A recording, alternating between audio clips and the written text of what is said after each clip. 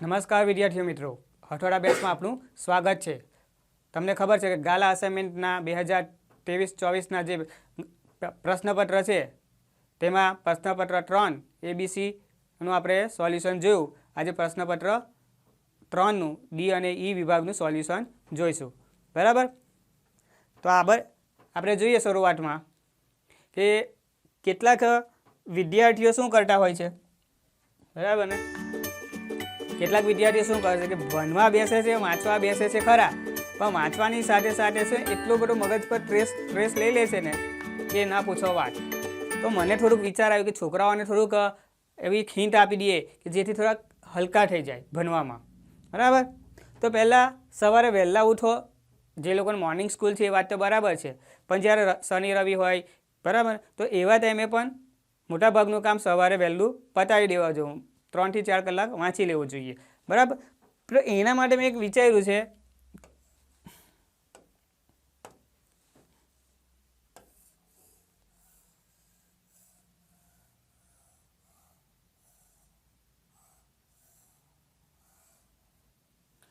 આ કે દવાખાનાનો સિમ્બોલ નથી, પણ તમે જ્યારે વાંચો છો ને ત્યારે 25 મિનિટ આ બાજુ 25, અહીંયા 25, તો આ બધાની વચ્ચે છે ને તમે જેમ જેમ વાંચતા જાઓ અડધો કલાક થાય કે પોણો કલાક થાય તો તમારે 5 મિનિટનો રેસ્ટ લઈ લેવાનો। શું લઈ લેવાનું? રેસ્ટ।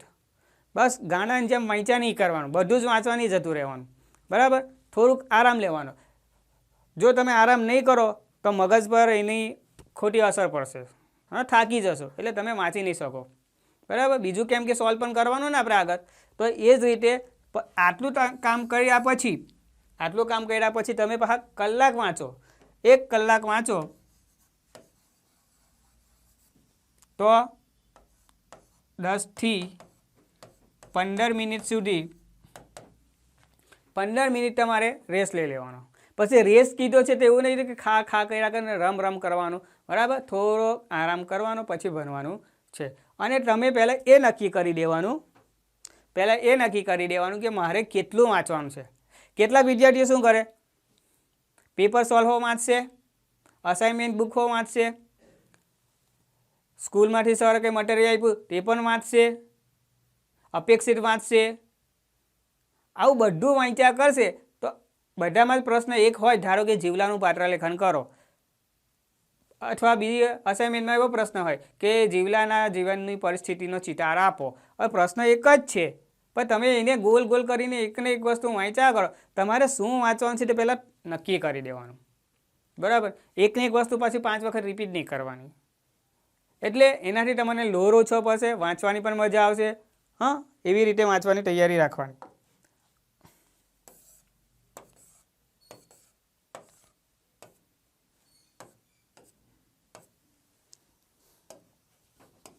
એટલે વાંચવાના માટે પણ પ્લાનિંગ જોઈએ, બરાબર। પહેલાં શું કીધું, સવારે વહેલા ઉઠીને વાંચવાનું, બરાબર। બીજું કે વાંચવાની જે પદ્ધતિ છે કે બધી સાથે વાંચી નહીં કાઢવાનું એકી હામતું, બરાબર। થોડોક એની અંદર પણ કે મારે આટલું જ વાંચવાનું છે, આટલામાંથી જ મારે આટલા સારા માર્ક્સ ખેંચવાના છે, હા, એક સામતું વાંચવાની કંઈ જરૂર નથી। છેલ્લે શું કરવાનું, છેલ્લે ત્રીજો પોઈન્ટ આપણો એ છે કે તમે કેવું વાંચ્યું છે, હા, તેનું વર્ણન કરી લેવાનું કે મારે હજુ કેટલાક સબ્જેક્ટ બાકી છે, કઈ જગ્યાએ હજુ હું પહોંચી નથી વળ્યો, તો તેનો અલગથી લિસ્ટ બનાવી દો અને નેક્સ્ટ ડેમાં તમારે એનું પ્લાનિંગ કરી દેવાનું। પ્લાનિંગ કરશો ને તો જ આગળ નીકળશે, બરાબર। અત્યાર સુધી તમે જે સમય વેડફી કર્યો છે એ સમયને વિચારો ના, કેમ કે હજુ પણ આપણી પાસે જાન્યુઆરી, ફેબ્રુઆરી ને માર્ચની 11થી આપણે બેટિંગ ચાલુ થઈ જશે, બરાબર ને। એટલે આ જે 2.5 મહિનાનું જે પ્લાનિંગ છે, બરાબર ને, આ 15 દિવસ તો રમતા નીકળી જશે, હા। તો એના માટે આપણે શું કરવાનું તો કે બેસ્ટ પ્લાનિંગ કરીશું, હા, અને બેસ્ટ અભ્યાસ કરીશું અને આગળ બતાવીશું, બરાબર। શું બતાવીશું? દુનિયાને પણ બતાવીશું ને। તો શું પહેલાં એ નક્કી કરવાનું કે જે થઈ ગયું છે તેને ભૂલી જાઓ।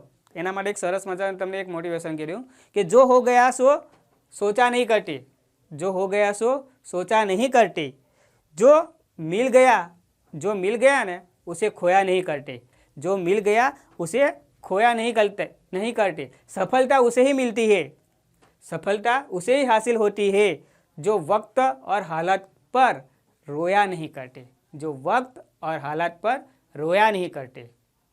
बराबर, मारे घેर तो लाइट नहीं, मारे घेर तो मेहमान આવી ગયા, हाँ एवा बधा बहाना नहीं करवाना। वाँचવું हशे ने तो अब्दुल कलाम मैं तमने थियरी कीधी थी, स्टोरी कीधेली, हाँ क्या वाँचता था? जे फरियानी वच्चे जे लाइट आवे ने स्ट्रीट लाइट, एनी लाइट नीचे बेसीने भणता था। हाँ त्यारे ए मिसाइल मैन बन्या था। हाँ आपणे तो फ्री फायर मैन बनी गયેલા છે। हाँ थोड़ुंक लागशे मारी वातो करवी, पण भणવું हशे ने एमने एम कई दुनियामां हासिल नहीं थवानुं, केम के आपणी पासे छे ते पण आपणे गुमाववा बेठा छे। अने कंईक हासिल करવું हशे ने तो एना माटे मेहनत करवी पड़शे। हाँ परिस्थितिनो सामनो करवो पड़शे, एनी सामे ऊभું રહેવું પડશે અને બહાના તો કાઢવાના નહીં કે યાદ રહેતું નથી, આ છે તે છે। વાંચો ને, બરાબર, બધું યાદ રહેશે। હવે આપણે જોઈએ પ્રશ્નપત્ર 3 વિભાગ ડી। બરાબર, બધાના લાઈક મેં જોયા છે, બધાના લાઈક મને ગમ્યા છે। બરાબર, સરસ, તે બદલ તમારો ખૂબ ખૂબ આભાર। પણ તમને શું ગમતું નથી તે પણ લખવાનું કે સર જરા આ નથી સમજ પડી, તો એ અમને ખબર પડે તો અમે એ રીતે પીરસી શકીએ। બરાબર, બધું જ કંઈ સરનું સારું ના હોય, સરની કંઈક ખામી પણ હોય તે પણ બતાવવાની। ઓકે, આપણે જોઈએ નીચે આપેલી પંક્તિનો આશરે 15 વાક્યમાં અર્થ વિસ્તાર કરો। 53મો સવાલ, 4 માર્ક છે આપણા। બરાબર, આની અંદર શું કહેવા માંગે છે કે કૂવો નાનો છતાં પાણી મીઠું દે સર્વને તે, તેથી સૌ ભજે તેને નહીં સાર સમુદ્રને। એટલે એક સામાન્ય ઉદાહરણ આપેલું છે, દરિયાદિલની વાત કરેલી છે કે કૂવો નાનો જ છે, બરાબર, એની અંદર પાણી અંદર છે, છતાં લોકો પાણી પીવા ત્યાં જાય છે અને એનું ઝરણું એટલે કે કૂવાની અંદર પાણી નવું નવું ઉમેરાતું જાય છે। બરાબર, એનું પાણી લોકો પીવા માટે તરસે છે। કેમ? કારણ કે તેનાથી પ્યાસ બુઝાય છે, તરસ છુપાય છે। જ્યારે સમુદ્ર પાસે ઘણો વિશાળ સમુદ્ર છે, દરિયો છે મોટો જબરો, પણ એની પાસે શું છે? ખારાશ છે। એની વિશાળતા એની પાસે જ છે। બરાબર, બીજી પંક્તિમાં સૌ ભજે તેને નહીં સાર સમુદ્રને, દરિયા પાસે એટલું ખારાશ જ છે, તેથી તેને કોઈ ભજે નહીં। બરાબર, હવે આપણે શું લખવાનું? આટલું એનું સમજાવી દીધું।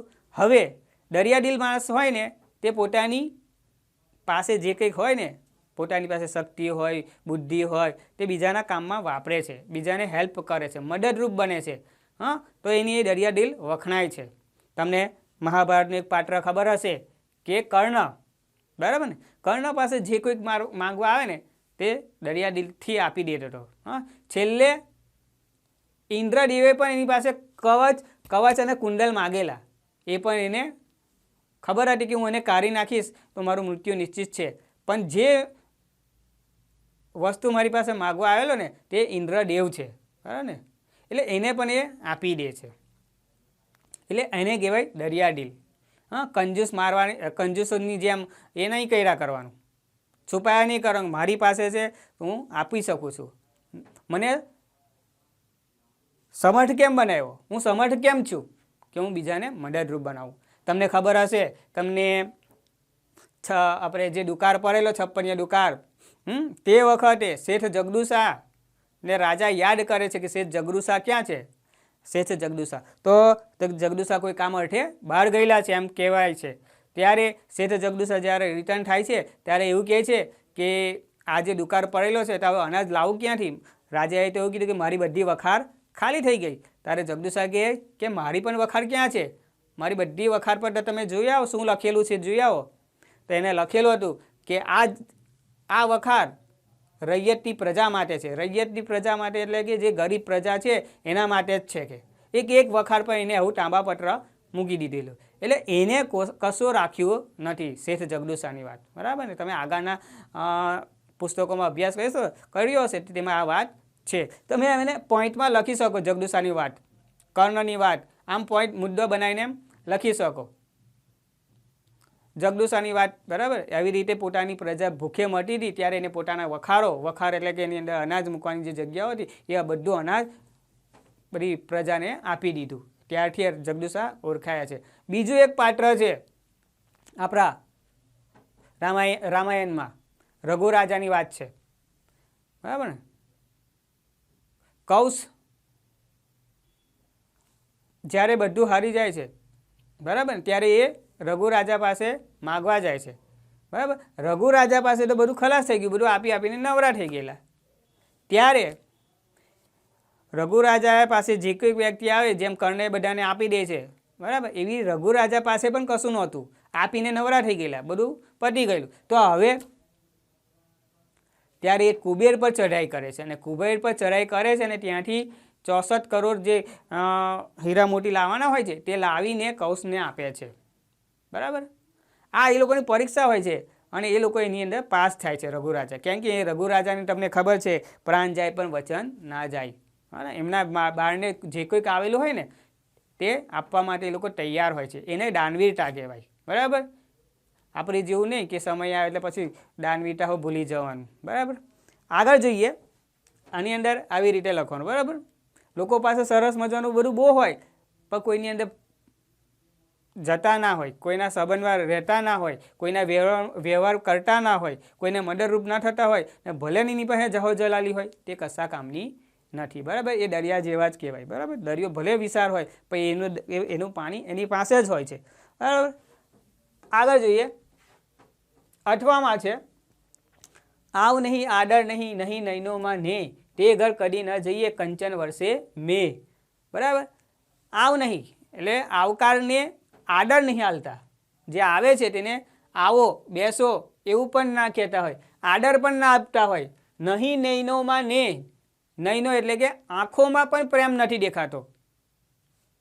તે ઘર કદી ના જઈએ, એ ઘરે ક્યારેય નહીં જવાનું. કંચન વર્ષે મેં, ભલે ને એના ઘેર સોનું હોય કે સોનું વરસતું હોય, સોનાનો વરસાદ પડતો હોય, એના ઘરે કદી જવાનું નહીં. એટલે કવિ અહીં એમ કહેવા માંગે છે કે જેના ઘરે જવાથી આપણને મજા આવતી હોય, આનંદ થતો હોય, તો એના ઘરે આપણે દોડીને વારે વારે જવાનું મન થાય. પણ જેના ઘરે જતાં જ એના મોંમાંથી એમ પણ ના બોલે આવો બેસો શું લેશો, આવું કોઈ જાતનો આવકાર ના હોય, હા, એની વાણીમાં પણ પ્રેમ દેખાતો ન હોય, કે એની આંખોમાં પણ પ્રેમ ના દેખાતો હોય, બરાબર ને. પેલું તંબુરા જેવું મોટું મોઢું લઈને ફર્યા કરે એવાના ઘરે કદી જવાનું નહીં, બરાબર. એને તો એમ જ કહી કે થઈ જાય કે આ વળી ક્યાં અહીંયા આવી પહોંચ્યો, હા.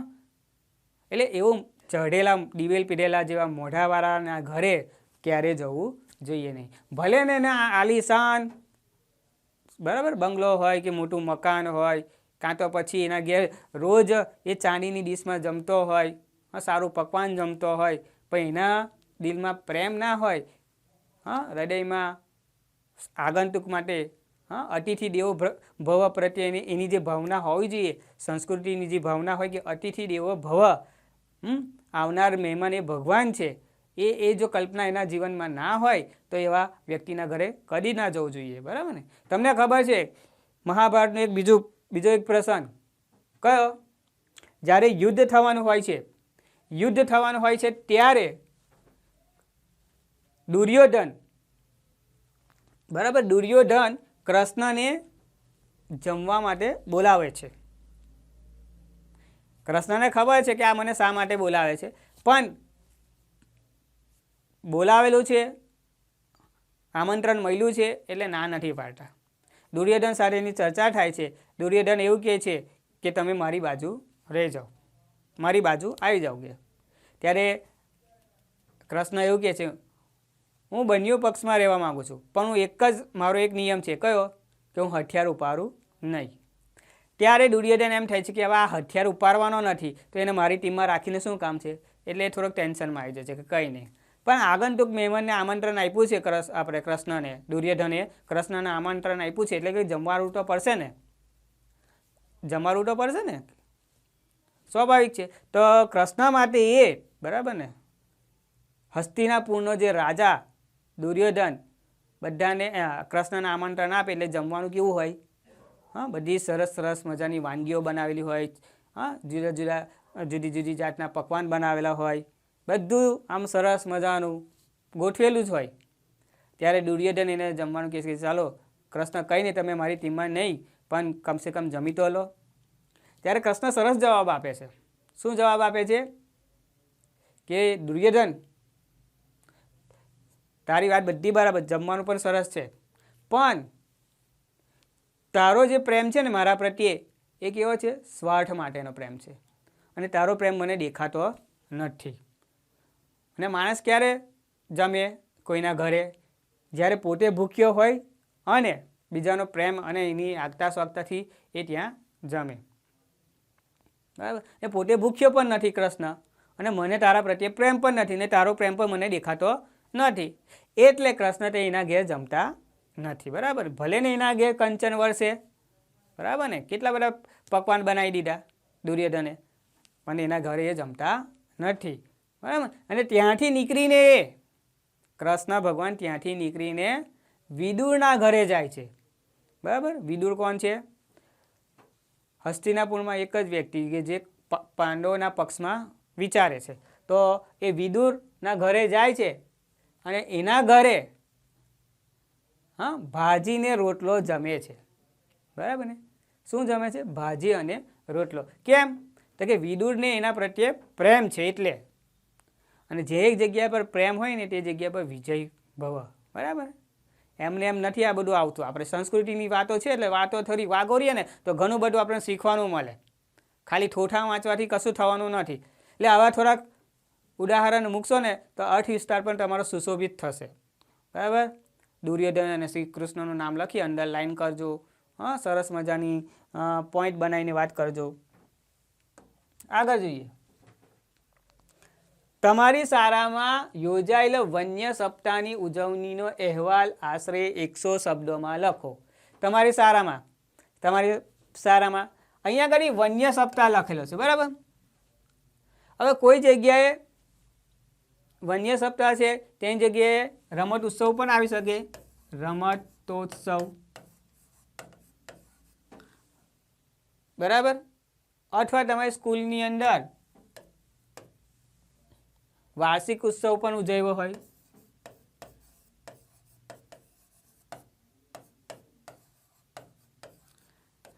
એટલે સ્કૂલ છે એટલે ઘણા બધા પ્રોગ્રામો થવાના જ છે.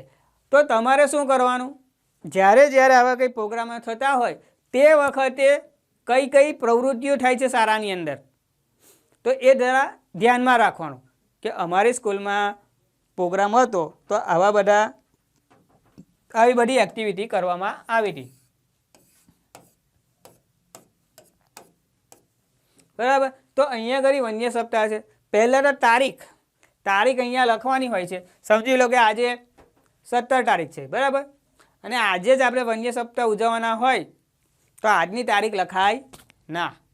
બરાબર? આજને તાત્કાલિકનો અહેવાલ થોડો હોય, અહેવાલ બીજા દિવસે જ હોય, બીજા 2-3 દિવસ પછીનો જ આવે. પણ અહીંયા તો વન્ય સપ્તાહ કીધું છે. બરાબર? એટલે અહીંયા આગળ તારીખ લખવાની.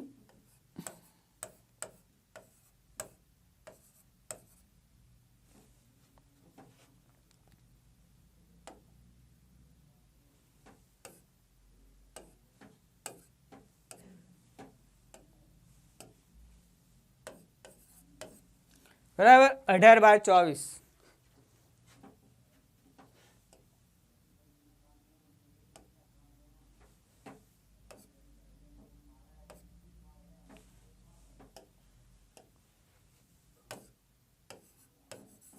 સાહેબ હજુ 23 ચાલે છે કે તમે 24 પર જતા રહ્યા.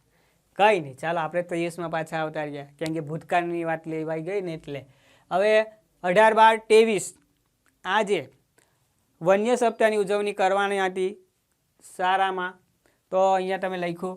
હવે જે શાળામાં ભણો છો, અભ્યાસ કરો છો એ શાળાનું નામ લખવાનું તમારે. બરાબર?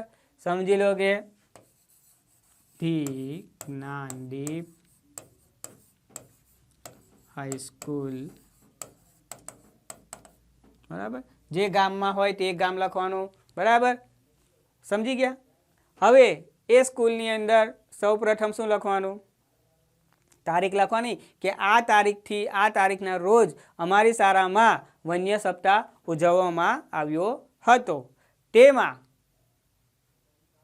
તેમાં શાળાના ટ્રસ્ટી છગનભાઈ મગનભાઈ પટેલ આવ્યા હતા.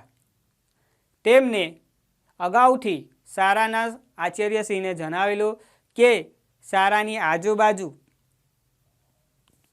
દિવાલ છે શાળાની જે બોર્ડરની દિવાલો જે છે ત્યાં 30 ખાડા ખોદાવી રાખજો.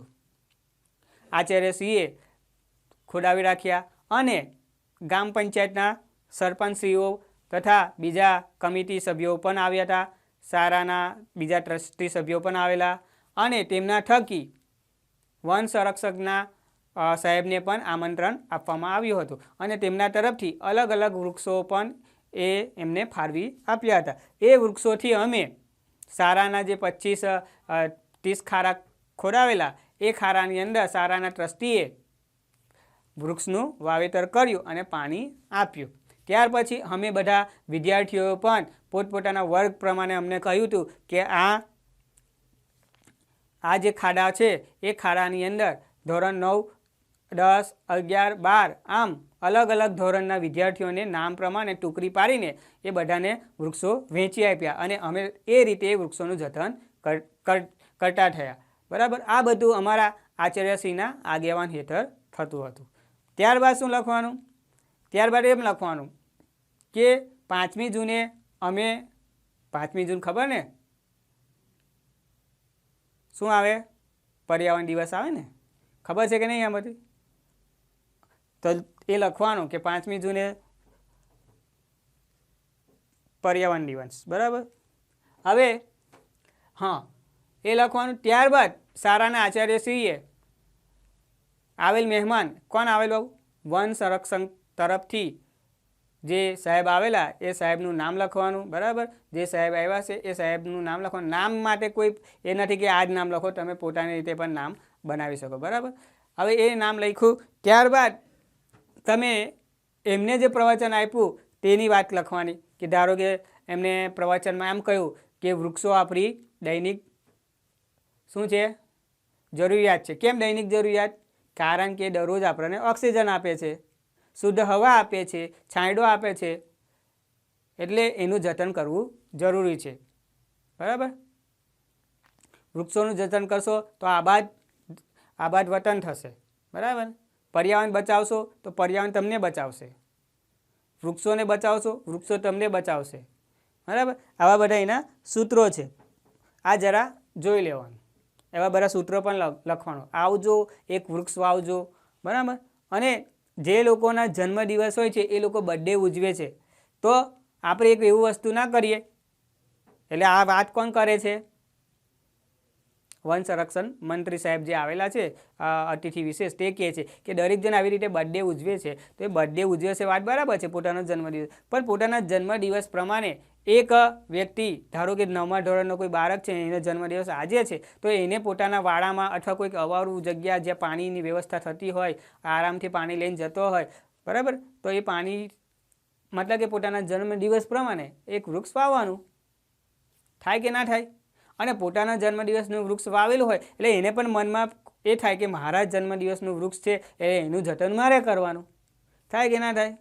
આ જ પ્રયોગ તમારે તમારા સ્કૂલના વિદ્યાર્થીઓને કહેવાનો કે આપણી બર્થડેમાં આવી રીતે કેક લાવીને ઉજવીએ છીએ, એના કરતાં ચોકલેટો વેચીએ છીએ, એના કરતાં તમે નાનો અમથો તુલસીનો છોડ પણ પોતાના ઘરે વાવીને મૂકશો અથવા કોઈ 12 છોડ પણ તમે ઘરે પોતાના બર્થડેના દિવસે વાવશો ને તો પણ ઘણું કહેવાશે.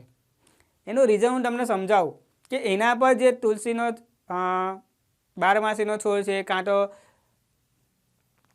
જાસૂદનું ફૂલ છે એનો છોડ છે, એના પર જ્યારે પતંગિયું બેસવા આવશે ને ત્યારે એ પતંગિયામાંથી એ પતંગિયાને પોતાને ખાવાનું મળશે. બરાબર. જે રજ એને મળતી હશે ને એને મતલબ કે તમે કોઈને જીવન આપ્યું એમ થશે. એટલે કહેવાનો અર્થ એટલો જ છે કે વૃક્ષોનું જતન કરશો, ફક્ત તમારું જીવન નથી ચાલવાનું, સાથે સાથે બીજાનું પણ જીવન ચાલવાનું છે. તમે વૃક્ષો જેટલા વાવશો તો વરસાદ પણ સારો આવશે, કમોસમી વરસાદ પણ નહીં પડે. બીજું કે પૃથ્વીનું રક્ષણ પણ થશે. અને પોલ્યુશન જે થઈ રહેલું છે, હવામાં જે કાર્બન ડાયોક્સાઇડનું પ્રમાણ વધી રહેલું છે, બીજા બધા તત્વો પણ ઝેરી ફરી રહેલા છે, એનું સંતુલન પણ જળવાઈ રહેશે. અને સાથે સાથે મંત્રી સાહેબે એમ પણ કહેલું કે જે આજે લુપ્ત થઈ રહેલા છે, લુપ્ત થયેલા પ્રાણીઓ અને વૃક્ષો પણ લુપ્ત થઈ રહેલા છે. હરડે, બેહડે, આ બધા વૃક્ષના નામ છે. વાંસ છે, સાગ છે, આવા બધા વૃક્ષોના નામ છે. અને એ વૃક્ષોના મૂળમાંથી અર્જુન વૃક્ષ પણ છે, એનાથી શું શું ફાયદો થાય એ બધી માહિતી આપણને હોવી જોઈએ. બરાબર. એટલે હું તો આમ કહું છું કે દરેક વિદ્યાર્થીનીઓએ પોતાના જન્મદિવસ પ્રમાણે એક વૃક્ષ કે એક છોડ વાવવો જોઈએ, જેથી આપણે આપણે વૃક્ષોનું જતન કર્યું કહેવાય. બરાબર. ત્યાર પછી અમે શું કર્યું, બધા જ વિદ્યાર્થીઓનું ગ્રુપ બનાવ્યું અને ચિત્રકામની સ્પર્ધા રાખી. એટલે તેમાં ખાલી વન્ય સપ્તાહની જ ઉજવણીની વાત હોય. બરાબર. સરસ મજાના સૂત્ર લગાવ્યા, બેનરો લગાવ્યા વૃક્ષોને લગતા. બરાબર. એક બાર એક વૃક્ષ, હા, આવી રીતે બધા હોર્ડિંગ બનાવ્યા. પછી ત્યાર પછી અમે વન્ય ભોજનની વ્યવસ્થા કરી, વન ભોજનની વ્યવસ્થા કરી. એટલે આમ વન્ય ભોજનની વ્યવસ્થા કર્યા પછી અમે બધા શિક્ષકના માર્ગદર્શન થકી શહેર નીચે બેસી ગયા અને શિક્ષકોએ અમને આભાર માન્યો અને ગામજનોનો આભાર માન્યો, તેમજ આવેલા સાહેબનો પણ આભાર માન્યો. એવી રીતે તમારે એનું પૂર્ણાહુતિ કરવાની. બસ આટલું સરસ લખવાનું તમારે. ઓકે, આગળ જઈશું. હવે તમને આગળ પણ પહેલાં 2-3 પ્રશ્નપત્રની અંદર મેં તમને કહ્યું હતું, હા, કે ત્રીજા ભાગમાં સંક્ષેપ કરો, તેનો યોગ્ય શીર્ષક આપવાનો છે. યોગ્ય શીર્ષક આપવાનો છે. બરાબર. તો તમે વાંચશો ને,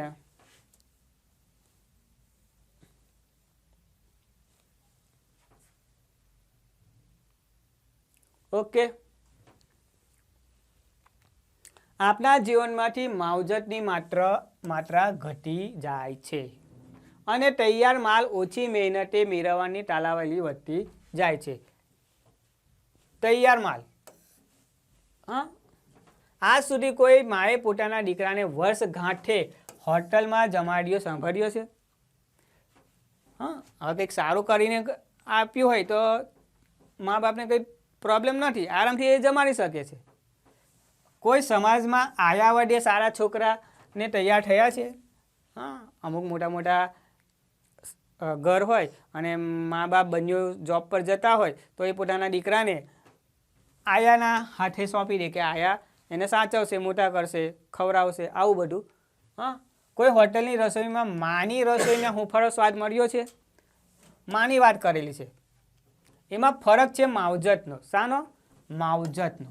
આ જમાનામાં જમાનામાં જ્યારે લોકો ઓછી મહેનતે વધુ પ્રમાણમાં તૈયાર વસ્તુની પ્રાપ્તિ માટે ઘસાતા જોઉં છું, ત્યારે લાગે છે કે જાણીએ અજાણીએ પણ લોકો માવજતને ભૂલી જાય છે.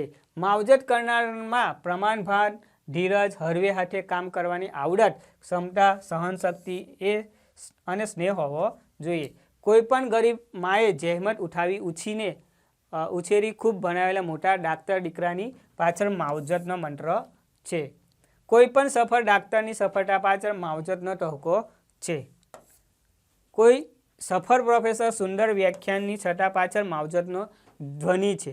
માવજતનો મંત્ર આ જમાનામાં સૌએ વાગરવો જોઈએ, આચરવો જેવો છે. માવજત જીવનને અજવાળશે. બરાબર. આપણા પાઠ્યપુસ્તકની અંદર પણ એક પાઠ છે, રેસનો ઘોડો. બરાબર. તેમાં એક વિદ્યાર્થી હોય છે, ખબર ને, અંકિત. હવે અંકિતની માએ એને કેટલી સરસ રીતે માવજતથી એને ભણાવ્યો છે. બરાબર. એટલે આ તમારા અભ્યાસક્રમને લગતો જ એવા કંઈ પેરેગ્રાફ આવે છે, એટલે એને પણ તમારે ધ્યાનમાં રાખવાનું, જેથી તમે લખી પણ શકો. તો અહીંયા આગળ શીર્ષક પણ તમને એક યોગ્ય મળી જાય. કયો શીર્ષક આવશે? બર્થડે. જુઓ તમે માવજત લખેલું છે, તો આપણે લખી દઈએ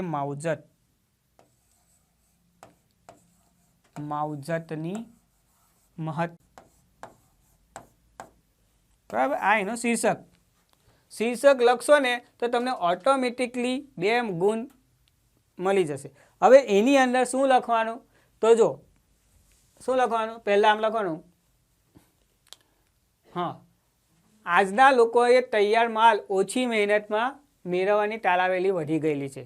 ઓછી મહેનતમાં, બરાબર ને? આજે એ લોકો એવું જે છે વિચારે છે કે ઓછી મહેનતમાંથી તૈયાર મળી જાય. એવું કેવું કે આજે બધી હોટલો ખોલી છે ને, તો પાર્સલ મંગાવી લે. બરાબર. ઘરે જમવાનું બનતું નથી એટલે પાર્સલ મંગાવી લે. એટલે પાર્સલ બનાવીને જે આવતું હોય તેનાથી પહેલાં તો શરીર તો બગાડવાનું છે, એમાં નો ડાઉટ. પણ જે સામેવાળો જે બનાવીને આપે છે ને, એ કેવી રીતે બનાવે છે એ વાત છોડો, પણ એની અંદરની જે વૃત્તિ છે, બરાબર ને, એ વૃત્તિ આપણા જીવનમાં દાખલ થાય. કેવી વૃત્તિ આવી જાય? ભોગવાળી વૃત્તિ આવી જાય. એટલે એનો એક ગેરફાયદો છે, બરાબર. અથવા કોઈ સમાજમાં તમે એવું જોયું છે કે કોઈ આયાએ છોકરાને સાચવ્યો હોય ને એ છોકરો મોટો થઈને ડૉક્ટર બન્યો હોય, પ્રોફેસર બન્યો હોય કે વકીલ બન્યો હોય, એવું કઈ જગ્યાએ જોયું છે?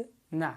કેમ? કેમ કે એ આયા જે પોતાનું જે કામ આપેલું છે પગાર પર લે છે, બરાબર. એ પગારથી એનું જીવન ચાલતું હોય છે, એટલે એ સાચવીને જતી રહે છે, પ્રેમથી સાચવે છે ખરું બાળકને, પણ જે માવજતનો જે ભાગ હોવો જોઈએ એ હોતો નથી, બરાબર. એટલે તૈયાર થશે નહીં, એટલે એવા બાળકો તૈયાર થશે નહીં, બરાબર ને. આપણે જીજાબાઈની વાત કરતા હતા, બરાબર ને. જીજાબાઈએ શિવાજીને તૈયાર કર્યો. હવે એ સમાજની અંદર મહારાષ્ટ્રની અંદર, બરાબર ને, મરાઠા સમાજની અંદર એક શિવાજી તૈયાર થઈ ગયો, જીજાબાઈએ, બરાબર, એને એક તૈયાર કર્યા. ત્યાર પછી એવા ગયા જીજાબાઈ તૈયાર થયા. એવું એક વિચારો. માનો તમે કોઈ પણ હોટલમાં જમીને આવો છો, બરાબર, તમને સંતુષ્ટિ નથી રહેતી, બરાબર. તમે ભલું ઘણું બધું ખાધો છો મિત્રો સાથે, બરાબર, જે હશે તમે જે જમ્યા હશે, વેલ એન્ડ ગુડ હશે, હું તો ના નથી કહેતો, પણ તમે ઘરે આવીને મમ્મીના હાથની રોટલી અથવા ખીચડી કે પૌવા બટાકા માના હાથનું જમશો ને તો તમને તૃપ્તિ થશે, સંતોષ થશે કે ના હવે કંઈક સારું લાગ્યું, બરાબર. હવે એક નાની એમથી વાત મને યાદ આવી ગઈ છે તો જરા વિચારી લઈએ. આપણે કહી દઉં કે મહાભારતનો એક પ્રસંગ, ભીમની વાત કરીએ આપણે. ભીમ આવી રીતે યુદ્ધ કરતાં કરતાં ખોવાઈ જાય છે. ત્યારે એના ભાઈ યુધિષ્ઠિર છે, સહદેવ, નકુલ, અર્જુન, આ બધા શોધે છે પણ મળતા નથી. એટલે લોકોએ એમ ધારી લીધું કે ભીમભાઈ હવે ગુજરી ગયા છે, તો એમનું શ્રાદ્ધ કરવામાં આવ્યું. આ બાજુ ભીમને ખબર પડી કે આ લોકો મારું શ્રાદ્ધ કરી રહેલા છે તો મારે જવું જોઈએ, પણ આ અરસાની અંદર એમને બહુ જ ભૂખ લાગેલી હોય છે. તો ગામના લોકો જમીને જાય છે, બધા લાઈનમાં બેઠેલા હોય છે, અને એની અંદર ભીમ પણ જમવા બેસે છે. આ લખવાનું નથી, હા, તમને ખાલી શેર કરું છું, તમારી સાથે વાત કરું છું કે માવજતનો મહિમા કેવો હોય છે. તો ભીમ જમવા બેસે છે, પણ એ છે ને આખું પેલું રૂમાલ જેવું આવે છે ને તેમ ઓઢી રાખે છે, એટલે કોઈને ખબર ના પડે. અને સાથે કેટલા દિવસથી ખોવાઈ ગયેલા એટલે એમનો ચહેરો થોડોક દાઢીવાળો થઈ ગયેલો, બરાબર. હવે તે કરે સેવિંગ કરવા ગયા ગયા એવું બધું ના બોલતા પાછા, બરાબર. અહીં ખાલી ધ્યાન આપો પોઈન્ટ પર. તો એમને કોઈ ઓળખી નથી શકતું. એટલે એ જમવા બેસે છે ને ભીમ, તો પેલું જેટલું અનાજ બનાવેલું હોય, પકવાન જેટલા બનાવે ને તે હવે ખૂટવા લાગ્યા. હવે આ વાત યુધિષ્ઠિર રાજા પાસે જઈ. હવે યુધિષ્ઠિર રાજા ટેન્શનમાં આવી ગયા. હવે ને બ્રાહ્મણ મારા ઘરે ભૂખ્યો જાય અને હું જેવા રાજા છું ત્યારે કે, એટલે એમને થોડુંક દુઃખ થાય છે. તો ધીરે ધીરે યુધિષ્ઠિર જાતે એને જમવાનું પીરસવા જાય છે, પણ એનો ચહેરો ઓળખી શકતા નથી, બરાબર. લાડુ હોય છે એ લાડુ પણ પૂરા થવા આવ્યા. આ વાત પછી માતા કુંતાને ખબર પડે છે. કોને ખબર પડે છે? માતા કુંતાને ખબર પડે છે. એટલે કુંતા માતા પણ આમ રટા રટા કહે છે કે નક્કી અમારો ભીમ હોવો જોઈએ, તો જ એનું આ પેટ ભરાતું નથી. એટલે કુંતા માતા શું કરે છે? પોતાના હાથે રસોડામાં જાય, પોતાના હાથે રસોડામાં જઈને 5 લાડુ બનાવે છે, નાના નાના 5 લાડુ. હા, હવે એ 5 લાડુ લઈને કુંતા માતા એને જે બ્રાહ્મણ બેઠા હોય છે તેમાં ભીમને એ પીરસે છે. જેવા ભીમને પીરસે છે ને, ભીમ એ લાડુ 5 ખાઈ લે ને ત્યારે એને ઓડકાર આવે છે. ત્યારે માતા કુંતા એને ઓળખી લે છે કે આ તો મારો ભીમ જ છે, બરાબર ને. આ માવજતને લગતું હતું ને એટલે મેં તમને પીરસી દીધું, બરાબર. આ તમારે લખવાનું નથી, પણ માનો મહિમા આ છે કે માના હાથનું જે બનાવેલું હશે ને તે બેસ્ટ છે અહીંયા. એટલે આયા દ્વારા કંઈ સારા છોકરાઓ આયા દ્વારાથી સારા છોકરાઓને શિક્ષણ મળતું નથી, બરાબર. બીજું રસોઈની વાત મેં તમને કીધી.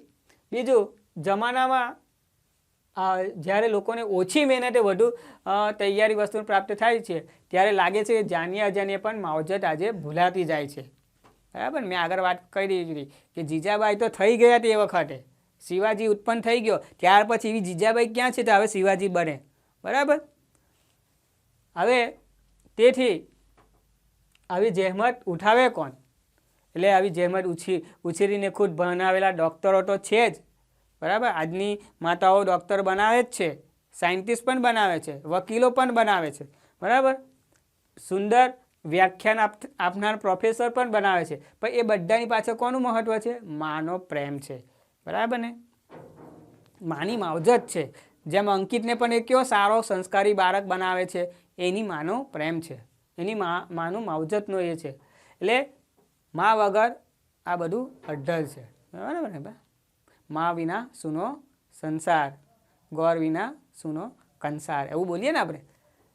હવે એટલે અહીંયા આગળ પણ મા વગર બધું અઢળ છે. આવી રીતે 2-4 વાક્યો લખજો અને પેલી સ્ટોરી મેં જે કીધી ભીમવાળી એ જીવનમાં લાવવાનો પ્રયત્ન કરજો. ઓકે, આગળ જઈશું. મારો પ્રિય તહેવાર ગુજરાત હોય ને ગુજરાતની અંદર મારો બેસ્ટ ફેસ્ટિવલ ના હોય ને તો હું ગુજરાતી નહીં, બરાબર. પ્રસ્તાવના આપવાની સરસ મજાની કે હું ગુજરાતમાં જન્મ મળ્યો છે, હું ગુજરાતી, એનું મને ગૌરવ હોવું જોઈએ. કારણ કે અનેક ઉત્સવો છે અમારા ગુજરાતની અંદર. સૌથી લાંબો ફેસ્ટિવલ કયો? નવરાત્રિ, બરાબર. 9 દિવસ તો ઓછા પડે, તેમાં પાછો 10મો દિવસ મૂકી દેવાનો, બરાબર ને. અને પાછી શરદ પૂનમ આવે તો એને નહીં છોડવાની, એટલે રમવાની તો ખરી જ. આવડે પણ કોઈને પાછું એટલું થોડું કે નવરાત્રિ જ ગમતી હોય, કોઈને દિવાળી પણ ગમતી હોય, રાહ જોતો હોય ક્યારે દિવાળી આવે, નવા કપડાં પહેરવા. ફટાકડા તો હવે 12 માસ ફોટા થઈ ગયા લોકો. નવા કપડાં પહેરવાની, લોકોની ઘેર મળવા જવાનું, હા, ઇમ્પ્રેશન બતાવવાની, આવું બધું લખતા ના પાછા. પછી મારા પ્રિય તહેવારનું નામ તમને જે યોગ્ય લાગે તે લખવાનું અને એના વિશે પાછું લખવાનું. સરસ મજાનું. ધારો કે દિવાળી ગમે છે તો દિવાળીનો નિબંધ જેવું લખી કાઢવાનું. હા, કોઈને જન્માષ્ટમી ગમે છે, કૃષ્ણનો જન્મ ગમે છે, હા, એ લખવાનું. કોઈને 15મી ઓગસ્ટ ગમે છે, દેશને આઝાદી માટે એનું કંઈક વર્ચસ્વ છે તો એ લખે. એને પોતે નેવી બનવું છે, સૈનિક બનવું છે, હા, આર્મીમાં જવું છે, તો આવા બધું એ લખી શકે છે. ધાર્મિક, રક્ષાબંધન, બરાબર ને. તો રક્ષાબંધનની વાત કરવાની. રક્ષાબંધન કેમ ઉજવવામાં આવે છે? કે ભાઈ બહેન પ્રત્યેનો પ્રેમની વાત છે. અને દરેક ભાઈઓ અને બહેન પ્રત્યે, અને ફક્ત બહેન જ પેલો ધાગો બાંધીને એનું રક્ષણ કરે છે એવું નથી. ભાઈઓએ પણ બહેનોનું રક્ષણ કરવાનું હોય છે. ફક્ત ધર્મની બહેનની વાત નથી કરતા. સામેના પક્ષમાં જે કંઈ હશે એ દિવસે બહેન પ્રત્યેની દ્રષ્ટિનો લુક બદલવાનો છે, દ્રષ્ટિ બદલવાની છે, બરાબર. તો એ ધાર્મિકતા આવે છે. આપણી પ્રાચીન પરંપરામાંની અંદર આવા બધા ઉત્સવો કેમ ઉજવવામાં આવે છે એના વિશે લખવાનું. કે ભાઈની રક્ષા થાય છે. બરેવ અને રક્ષાબંધનને બીજું નામ શું કહેવાય છે? બરેવ પૂંજન. તો એ દિવસે યમરાજ અને યમના એ 2 ભાઈ બહેન હોય છે. યમના અને યમરાજ 2 ભાઈ બહેન હોય છે અને એકબીજાના ઘરે યમરાજ એના ઘરે જમવા આવે છે અને ત્યારથી જ ભાઈ બહેનના ઘેર જમવા જાય છે અને બહેનનું ભાઈનું રક્ષણ થાય છે. એવી રીતે યમનાએ યમરાજ પાસે પોતાના સૌભાગ્યનું રક્ષણ માંગ્યું હતું, એવું એના પાસે પણ પોતાના ભાઈનું રક્ષણ થાય એવું છે, બરાબર. એવું લખવાનું. આ પ્રાચીન પરંપરા.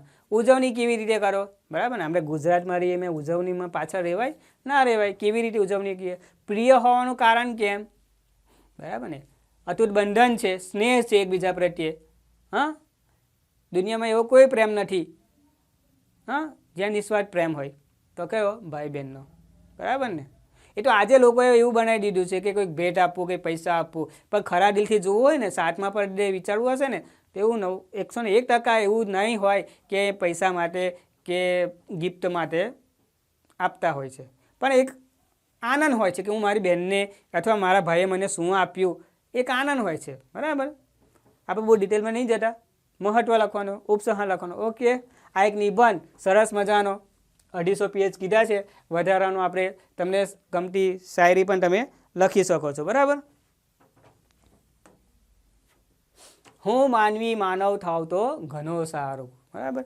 હું માનવી થાવ તો ઘણો સારું. એમાં પ્રસ્તાવના લખવાનું કે હું માનવ છું કેવી રીતે ખબર પડે? તો પહેલાં એક એમ લખવાનું કે હું એક સામાજિક પ્રાણી છું અને આ સમાજની અંદર મને એકલો રહેવા માટેનું નથી, મારી સાથે બીજા ઘણા બધા જીવ રહે છે, આ પૃથ્વી પર ઘણા બધા જીવ રહે છે, એટલે મારી માનવ તરીકેની ફરજ શું છે કે આ બધાનું હું રક્ષણ કરું. આ બધાનું રક્ષણ કરીશ તો જ હું સાચો માણસ કહેવાઈશ, હું સાચો માનવ કહેવાઉં. બરાબર ને? નહીં તો સમાજની અંદર કૂતરા પણ જીવે છે એવી રીતે આપણું પણ જીવન હશે. બરાબર, હું માનવ છું, એ એક વસ્તુ યાદ રાખવાની. બીજું કે તમને ખબર હશે લોકમાન્ય તિલક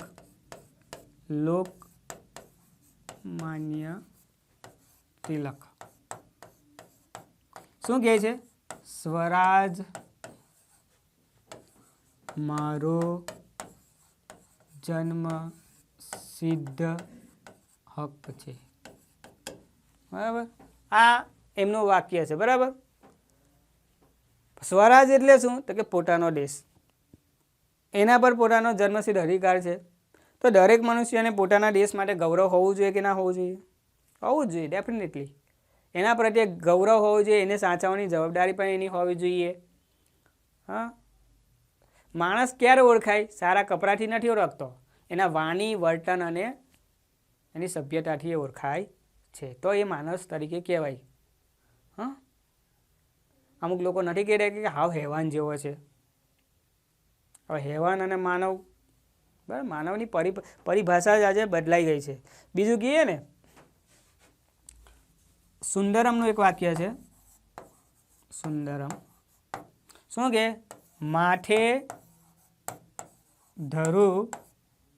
માથે ધરું હું ધૂર વસુંધરાની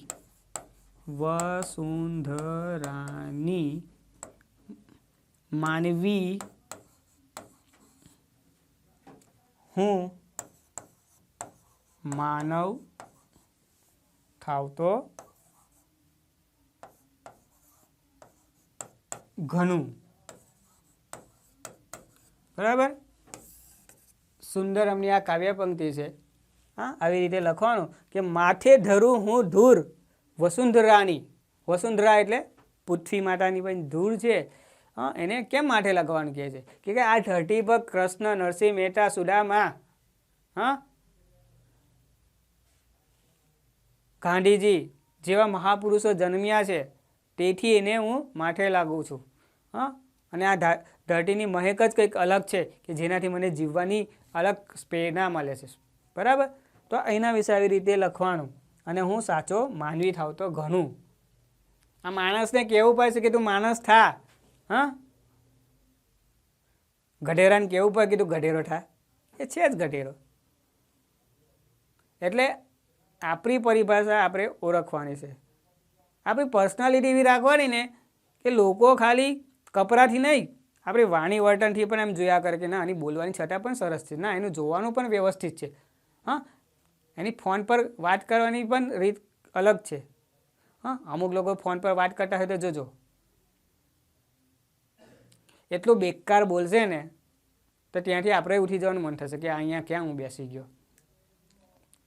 કેમ કે આખો દિવસ પેલી રીલ્સ જ જોયા કરે ને પેલું ખી ખી ખી ખી એવું ગાંડા જેવું હસતા હોય ને ત્યારે આપણું મગજ ચક્કર છે કે એની સાથે ક્યાં. એટલે પર્સનાલિટી એવી ડેવલપ કરો કે જેથી તમને પણ આમ પોતાને ગર્વ થાય કે હું માણસ છું ખરેખર. એટ્રેક્શન એવું હોવું જોઈએ આપણું.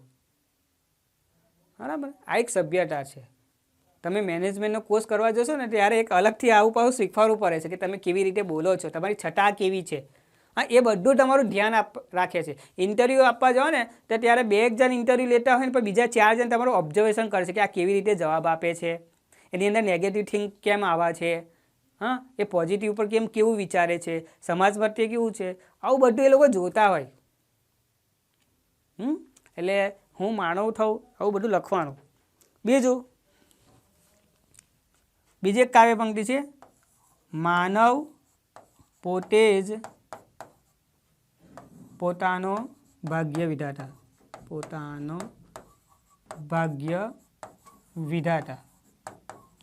એટલે માનવ પોતે જ પોતાના ભાગ્ય વિધાતા. બરાબર. કોણ છે? રવિન્દ્રનાથ ટાગોર. હવે રવિન્દ્રનાથ ટાગોરે એવું કીધું છે કે માનવ પોતે જ પોતાના ભાગ્ય વિધાતા એટલે કે પોતાનો નસીબ પોતે જ લખવાનો છે.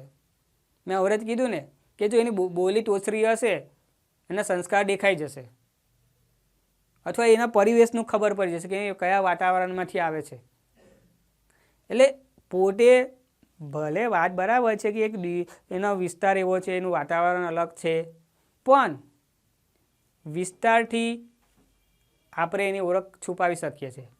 પણ જેમ જેમ એ ભણે છે ત્યારે એની અંદર એ નેચરમાં આવી જાય છે. બરાબર. એટલે એ વસ્તુ પોતે જ પોતાના ભાગ્ય વિધાતા બનવાનું છે. છેલ્લી એક પંક્તિ છે, વ્યક્તિ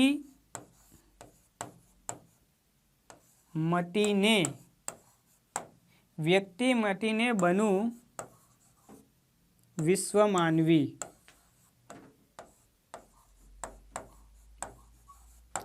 ઉમાશંકર જોશી, આ રવિન્દ્રનાથ ટાગોર. વ્યક્તિ મટીને બનવું વિશ્વ માનવી. બરાબર. હવે લોકો પોતાનું વ્યક્તિત્વ જ જોયા કરે છે, પોતાના જ ગુણો ગાયા કરે છે, પોતાની જ વાતો બીજાને કહ્યા કરે છે, પછી વિશ્વ માનવી બનતો નથી. વિશ્વ માનવીને વંદન કરવું ક્યારે થાય? જ્યારે એને પોતાની દ્રષ્ટિ વિશ્વ તરફ જોવાની પોઝિટિવ થિંકિંગ કરશે ને ત્યારે એ માનવી સાચો માનવી કહેવાશે. બરાબર. આટલા બધા યુદ્ધો થઈ રહેલા છે, બરાબર ને, એ બે દેશ જો સમજી જતા હોય કે વિશ્વનું શું થશે, આટલું બધું પોલ્યુશન કરવાથી શું થશે, બરાબર ને, કેટલા બધાને નુકસાન થયા, કેટલા બધા લોકો બેઘર થયા, કેટલાક લોકોની માતા, હા, આ બધી કેટલી બધી એ છે તમને ખબર છે? હિરોશીમા અને નાગાસાકી પર જે બોમ્બ ફેંકવામાં આવ્યા અમેરિકા દ્વારા, ત્યાંની પ્રજા આજે પણ એને ભૂલતી નથી અને વિશ્વ પણ નથી ભૂલતું. બરાબર. આ માનવની અંદર રહેલા દુર્ગુણો જ દેખાય છે ને. હા, નથી આપણી પાસે મિસાઇલ, આપણે ના છોડી શકીએ? ભારત દેશ છે અને સમજે છે કે હું, કેમ કે ઉમાશંકર ગુજરાતમાં છે અને એને કહી દીધું કે હું વ્યક્તિ બનું ને વિશ્વ માનવી બનું. ફક્ત હું મારું ના વિચારું, હું વિશ્વનું વિચારું. આ વિશ્વની જે પરિસ્થિતિ થાય છે ને, મોટી મોટી એની અંદર પેલા 7 દેશો ભેગા થઈને ચર્ચા વિચારણા કરે, તેમાં ભારતનું થિંક કંઈ અલગ જ હોય છે. તેથી આપણો દેશ આગળ છે. હા, આવી રીતે સરસ મજાનો નિબંધ લખવાનું. ચાલો, તમારું મનગમતો નિબંધ, પ્રવાસનું જીવન ઘડતરમાં સ્થાન. બરાબર. પ્રવાસ, ફરવા જવાનું કોને નથી ગમતું? પ્રસ્તાવના લખી દેવાની કે અગવડો ભોગવવાની બાદશાહી સગવડ. એટલે ખબર જ છે કે પ્રવાસ જઈશું એટલે તકલીફો તો આવવાની જ, અગવડો તો આવવાની જ, એવું લખવાનું. પછી જીવન ઘડતરમાં પ્રવાસનું સ્થાન. હા, દુનિયાની અંદર ઘણું બધું જોવાનું છે, એ જોઈને આવવાનું અને એની વાતો કરવાની અને ત્યાંનું મહત્ત્વ, ત્યાંની રહેણી કહેણી, લોકો કેવી રીતે રહે છે, ત્યાંની સભ્યતા કેવી છે. હા, તેથી એને પ્રવાસમાં સ્થાન લેવાનું. મંદિરોમાં તો બહુ ફરી આવ્યા છે. હા, પ્રવાસના ફાયદા લખવાના. શું પ્રવાસના ફાયદા? કે ત્યાંની ખાધી, ત્યાંના ડાકોર ગયા તો ડાકોરના ગોટા ખાઈને આવ્યા હોય, એ આપણા ફાયદો? ના. પ્રવાસમાં ફાયદા એટલે કે જેની સાથે આપણે ગયા છે ને તેની સાથે આપણી સાથે મૈત્રી બંધાય. બીજું કે ત્યાંના જે વિસ્તારના લોકો હતા ત્યાંના લોકોની સાથે પણ સંબંધ બંધાય. ત્યાંની જે સંસ્કૃતિ છે એ સંસ્કૃતિને પણ આપણે ઓળખી શકીએ. અને એક શરીરને પણ અમુક વસ્તુ ન કરવાની ટેવ પડે. કેટલીક જગ્યાએ તમે પાન પરીકી ના ખાઈ શકો, ધૂમ્રપાન ન કરી શકો, તેના માટે દંડ છે. એવું આપણા અમુક જગ્યા પર નથી હોતું. તેથી અસ્વચ્છતા દેખાય છે, સ્વચ્છતા જોવા નથી મળતી. જ્યારે તમે કોઈ હોટલની આજુબાજુ આવું અસભ્ય વર્તન કરો તો તરત તમને દંડ ફટકારવામાં આવે છે. એટલે આવું પણ તમને જોવાનું મળે. પ્રત્યક્ષ જ્ઞાનનો ખજાનો. આપણી ભારતીય સંસ્કૃતિની અંદર એવા કેટલાક વિસ્તારો છે ત્યાં જ્ઞાનનો ખજાનો જોવા મળે છે. મહારાષ્ટ્રની ગુફાઓ છે, આ બાજુ ઓડિશાનું કોણાર્કનું મંદિર છે, સૂર્ય મંદિર છે, મોઢેરાનું સૂર્ય મંદિર છે, આવું બધું ઘણું બધું જાણવાનું આપણને મળે. રાણીની વાવ છે, અડાલજની વાવ છે, આ ઘણું બધું આપણી સંસ્કૃતિમાં છે. આપણા પ્રવાસના સ્થળો છે, આ કેમ બનાવ્યા, શું કામ બનાવ્યા છે, હા. અને એ લોકોનું નકશીકામ જુઓ, એ લોકોનું કોતરી કામ જુઓ, અને આજના સામાન્ય ઝૂંપડું એક મકાન બનાવવું હશે તો પણ થોડીક તૈયાર પડી જાય છે. અને એ લોકોએ કેવી રીતે કામ કર્યું હશે. તાજમહેલ જુઓ, એટલે એ જોવાનો એ ખજાનો છે. સૌંદર્ય દ્રષ્ટિનો વિકાસ, હા. સાપુતારા ફરવા જઈએ છીએ ને સૂર્ય આથમે છે, હા, ઉગે છે, આવું બધું તમે જુઓ છો ત્યારે એ સૌંદર્ય દ્રષ્ટિ હોવી જોઈએ. ના ત્યાં એકલા ડુંગર જ હતા, એકલા ઝાડવા જ હતા, આવું બધું નહીં. દ્રષ્ટિ બદલવી જોઈએ. દરિયા કિનારે જોવા જાઓ, દરિયા કિનારે ફરવા જાઓ તો તમને ખાલી એવું ના જોઈએ કે અહીંયાથી કેટલા બધા માછલા મળતા હશે. હા, ભોગની દ્રષ્ટિથી ના જાઓ, સૌંદર્યને પામવાની દ્રષ્ટિથી જાઓ. બરાબર ને? દરિયા કિનારે ફરો એટલે બીજાને નથી જોવાના, તરોપા પીવા જવાના નથી, કે કોઈ શું ખાય છે તે નથી જોવાનું, પણ અહીંયા જે ફરવાનો જે લુપ્ત છે તે આનંદ માણવાનો છે. કાશ્મીરમાં જે ફરવા જાઓ છો, કાશ્મીરની ખીણોની અંદર જે વૃક્ષો દેખાય છે, હા, એ જુઓ, કેટલી મજા આવે છે. બરાબર? સાહસિક વૃત્તિનો વિકાસ કરો, તમારી અંદર કેટલો બધો સાહસ થાય છે તે જુઓ. એકાગ્રતા રાખો, સહનશીલતા રાખો. બરાબર? વસ્તુને જુઓ તે વખતે તેની એકાગ્રતા પણ રાખવાની, સહનશીલતા પણ રાખવાની. કોઈક વખતે બસનું પંચર થઈ ગયેલું હોય તો તે વખતે સહનશીલતા રાખવાની, કોઈની સાથે લડાઈ ઝઘડો નહીં કરવાનો. બરાબર? બીજું, કેળવણીની ખીલવણી. તમે જે જગ્યા પર જાઓ છો તો તે વસ્તુ આપણા શિક્ષણમાં પણ આવવું જોઈએ. આધ્યાત્મિક મૂલ્ય. બરાબર? સોમનાથના મંદિરે ગયા તો સોમનાથ મંદિર કેવી રીતે બન્યું, એની પાછળ કયા કયા તત્વો હતા, હા, એના પર એ મંદિર કેટલી વખત તૂટી ગયું, હા, એવું બધું લખવાનું. બરાબર? એટલે આ આપણો નિબંધ જોયા, સરસ નિબંધ જોયા. બરાબર? એટલે તમને જો પ્રશ્નપત્ર 3 ગમ્યું હોય તો લાઈક કરજો, શેર કરજો. અમારી હથોડા બેચ 6 થી 8નું જે ચાલી રહેલું છે, દરેક પ્રશ્નપત્રનું સોલ્યુશન અમે અમારી ટીમ દ્વારા કરી રહેલા છે. દરેક વિષયને અમે ન્યાય આપી રહેલા છે, અને કંઈક પણ હોય તો અમે કોમેન્ટમાં જણાવજો. બરાબર? છેલ્લે પણ એક નાની અમથી વાત કહી દઉં કે જિંદગી મિલી હે કુછ કર દિખાને કે લીએ, जिंदगी मिली है कुछ कर दिखाने के लिए, रोके अगर आसमान हमारे रास्ते को तो हमें तैयार रहना है आसमान को झुकाने के लिए. तो हमें तैयार रहना है आसमान को भी झुकाने के लिए. Okay, thank you.